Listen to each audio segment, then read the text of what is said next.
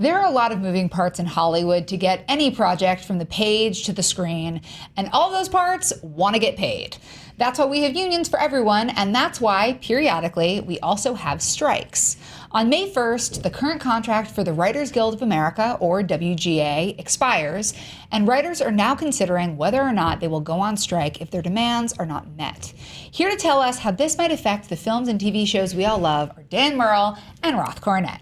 Hi, guys. Hey. Hello. So, Dan, why don't you give us a little bit of insight into what the writers are actually striking for? This is very complicated. We spent the better part of the day with our wonderful producing team researching this because we want to give people a very clear picture of what's going on. Because outside of LA, where it's kind of an industry thing, everyone's talking about it, a lot of people don't quite understand all the moving parts. Yeah. What it boils down to is that the fundamental structure of television in the last decade or so has changed dramatically. What used to be 22 episode seasons of network television shows are now becoming 10 to 13 episode seasons. And they're not all on network television. They're on Netflix. They're on Amazon. So you have fewer episodes and you have no reruns. Right. Well, writers, of course, get paid generally by the episode. So they're getting paid less. Residual payments, which is what you used to get when you'd run reruns, writers aren't getting those as much anymore because there are no reruns anymore. So you're seeing a lot of writers that are getting paid less money because they're writing fewer episodes, and they're getting less money afterwards because they aren't being rerun. Well, and also, interestingly, we had somebody in the other day who was talking about how much money they make to write a network show versus how much money you make to write a Netflix show. So Netflix, as we all know, is something that has like a lot of cachet, and everybody wants to have a show on Netflix. For a network show, you can make about $14,000 a week. Yeah. For Netflix, you make like $5,000. Now, that's still not coal miner cash. That is a ton of money. Right. But comparatively, it's about a third. Well, and it's all. Oh, sorry. Go ahead, Roth. No, I was just going to say it's also Netflix does buyouts, so there are no residuals at all because even, you're right, like syndication has changed dramatically over the last several years with the advent of streaming services, but there is still some syndication. Things like Big Bang sometimes actually beat the shows in syndication that are live that night. Yeah. And then there's international sales and things like that. Right. However, with so much streaming and fewer episodes, that is $5,000 an episode, which is amazing money. But if you're only doing 10 to 13 episodes, you have to be working a lot more for the rest of that year, or that's all the money you're making. And the problem with working a lot more for the rest of the year that a lot of the writers are saying is that so many of these shows hold them to exclusive contracts. Oh, yeah, so you can't. They're writing one episode of a 13-episode series. That series is then keeping them into an exclusive contract in which they can't go work for another show. You combine that lower price with no reruns, and you're seeing, for a lot of writers, you're seeing some revenues, at least this is the Writers Guild case, you're seeing revenues dropping, you're seeing less work, and therefore they're asking for a higher script fee for some of the lower paid writers. They're asking for bigger contributions to their health fund from some of the shows, and they're asking for more of a bigger piece of the apple as far as streaming goes. So shows that are on Netflix, that are on Amazon, in a way to kind of try to adapt to this new business model. Absolutely. And here's the other thing. I mean, we're talking about like what the writers contribute. They are so undervalued. Everyone knows the actor's name. Everybody knows the director's name. But really, TV has made it more of a writer's medium. Like, we know the names like... Vince Gilligan. Well, he's a showrunner. Sure, but also he's a showrunner. He's an executive producer, but he's also the writer. But in general... there wouldn't be anything cool to watch if you didn't have the good script. Like, you would have pretty people saying lines to, like, in pretty spaces, but the lines would suck. So we have to actually think about that and really respect these contributions. I was just picturing that movie. So pretty, though. It would look gorgeous. It would be everything that Todd Haynes ever directs. But the script would be kind of whatever. So, I love Todd Haynes. No, I do too. But I'm saying if he didn't have a script. Yes. Yeah. So let's talk about the previous strike, because I'm honestly, so my nickname for ABC is always be canceling, and it's largely because of what happened in 2007. Yeah, there was a 100-day strike back in 2007, the last time that the WGA went on strike, and shows that were on the bubble, shows that maybe could have had great runs, died tragic deaths because they either were gone too long and audiences forgot about them, or they were just casualties, like Pushing Daisies, like Dirty Sexy Money, like Friday Night Lights. Yeah. Friday Night Lights, was a big casualty. Yeah. There were a bunch of shows that suffered. LA took... That is actually the movie, Friday Night Lights. But that is the reason that we have the TV show. The TV show, also wonderful. Yeah. They're both wonderful. They're both really good. I actually, TV show or movie, vote right now. Well, that's not fair. That's not fair. Great. That's 2 hours versus Movies based on a real story. Yeah. So it's apples and oranges. Oh my God, I love them both. So the California economy took a $1 billion hit the last time. So that effect, it reverberated throughout the state of California and the entertainment industry. A lot of people took a hit as a result of the writer strike, lost jobs, lost money. Yeah. It was hugely impactful. And the things creatively, on the other hand, interestingly enough, a show like Breaking Bad theoretically benefited from the writer's strike, because when Breaking Bad was first on the air, it actually had very low viewership.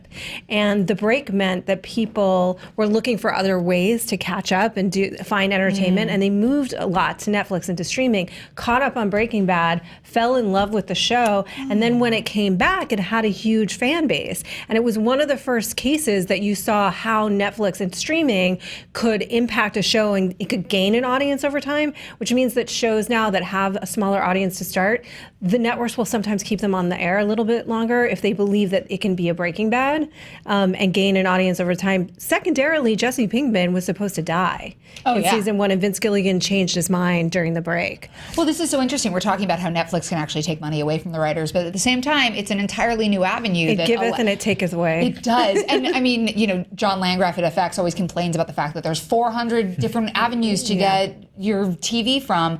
But that means there's so many different new shows that are in production that wouldn't be if you were on the cable networks, just the cable networks. And the cream rises to the top. And but what is interesting is there's a show that maybe you love that you end up watching again and again on Hulu or on Netflix. So what are some shows that we should be worried for, or some films that maybe, I mean, the thing is films have such a long schedule. There's a lot more time, but TV could really be impacted by this. Well, they also were rushing back, like during the strike, they foresaw that the strike was going to happen, so a lot of scripts got rushed. And there are some questions about whether that impacted the quality of said scripts. Transformers: Dark of the Moon. Transformers was one of them. Quantum of Solace. Quantum of Solace was another one. X-Men Origins Wolverine. And X-Men Origins Wolverine was another one. Dan, this is like a really dark story for you, isn't it? Well, this just shows you what can happen with a writer's strike. Who knows what these movies would have been? But they will basically, if there's a movie that's cutting it close and they need to get a script done, they will go into production without a script. Yeah. Because these kind of movies can't be derailed. Right. And during that time, those were 3 huge cases where they were directly impacted by the strike, and who was writing the movie changed, particularly with Quantum of Solace.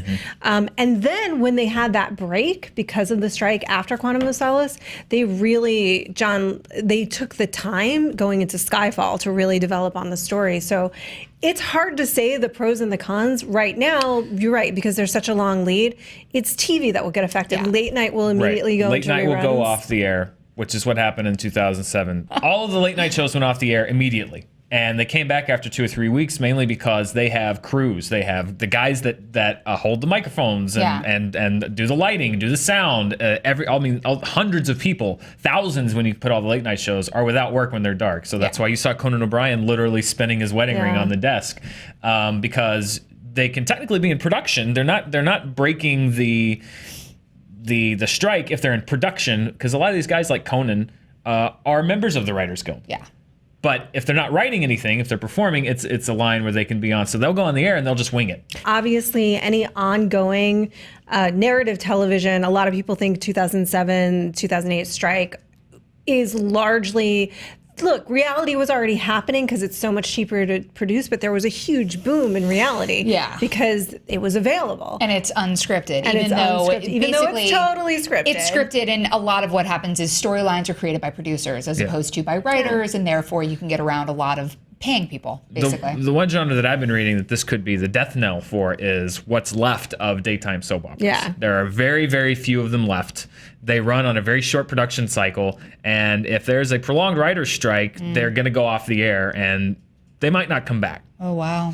Or they might go to streaming. Like, there are a lot of soap operas that have gone to streaming. Sure. Yeah. But that's a genre that just may this could be it for them. I believe they hired non-union writers for soap operas the last strike. I believe that they actually made that move. But yeah, soap operas are already if they on go the bubble. off, yeah, exactly. Well, I will say, just on a totally selfish note, I was very happy because the Riverdale Writers Room is already working on season 2, specifically to try to get ahead of this, so that they can make sure that if the strike does go on for a really long time, they have scripts that are already ready to go into production so that the show will not suffer that same fate. Yeah, but the thing is, like, and that's great because we want to see Riverdale come, you and I, we want to see selfish. Selfish, but at the same time, I hate to see stories rushed that way because of the fear of a strike. And if you think about, there are some scripts currently that are being completed for huge films in the Marvel and DC slate that are not done at the moment, that this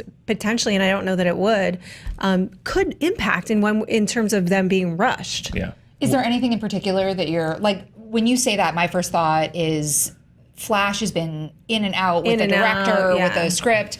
Is that one of the ones that you're thinking of? Is the Batman something you're thinking of? Or is it just in general, all of these films? Because, I mean, like, Marvel's slate is laid out from now until forever, same with DC. Yeah. So you think that they're just going to, like, try to keep hitting marks? I mean, it depends on how long the strike lasts because, film does have so much more time. Yeah. But, I mean, if you think of where the Batman is, that script was still being tweaked, and I don't know what's going to happen, and I don't know if that film would necessarily be impacted, but we don't know that it wouldn't. Yeah. We certainly know television would be impacted, but it's potential that some big films, we could, down the line, you're like, yeah, that script was rushed. Yeah. More than anything, I mean, I think that both sides need to take this very seriously because there's always some showmanship and there's always on both sides. In any negotiation, there's, the producers are going to say, then go on strike, and the WGA is going to say, we're going to strike no matter what because they have to get to an agreement. But I hope that they take this they should.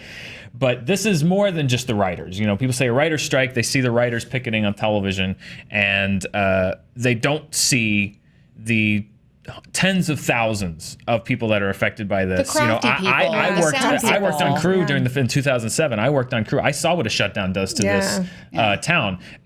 People are out of work for months. Yeah. People that aren't negotiating for a contract, that are not going to have better terms when this comes back. So, it's obviously, yes, we want great movies and we want great television. But really, more than anything, this is about making sure that people are paid a livable wage for what they do, making sure that they're paid fairly, but also making sure that, the shutdown doesn't happen on a whim over 2% or something. Yeah. This is a big deal. This is a really big deal. People think the movies and television, they don't think of it as an industry. Right. And it is. It's a huge industry, and this town survives on it. And the 2008 was not only, we'll just say this really, I know we have to wrap up, but you're right. Like, I am in support of unions. I am in support of people getting what they need in order to survive. These are skilled workers, that this is their livelihood. At the same time, to your point, Dan, everyone was affected by that. All different, like, from Crafty and on up. And it was 2008, so the recession hit, but then this on top of it, so many people were out. And also, let's remember, down. it's not just California; it's Atlanta, it's Vancouver, it's across like Louisiana, and this tax breaks have been a huge boon to Louisiana post Katrina. Like, there's a lot that you have to consider, and like we're saying, it's everyone from the costumers to even like interns, people who will have to move up the ranks more slowly because things will shut down for however long. And yes, we want everybody to have a living wage, and yes, we want people to know that they have like a retirement account that they can depend on. But at the same time, it's also like, it's not like you guys aren't making millions. Yeah, but I mean, $380 million last year, Netflix. I would encourage everybody who thinks about this writer's strike to not think about it in terms of, is the Batman movie going to be good or bad? Because it's going to be one or either of them. The important thing is that this is about people putting food on the table, and on both sides. Yeah. And I think that's how people should approach it. And I think that idea of, this is going to affect this movie is something that's used by a lot of people as a way to kind of not talk about the more intricate issues.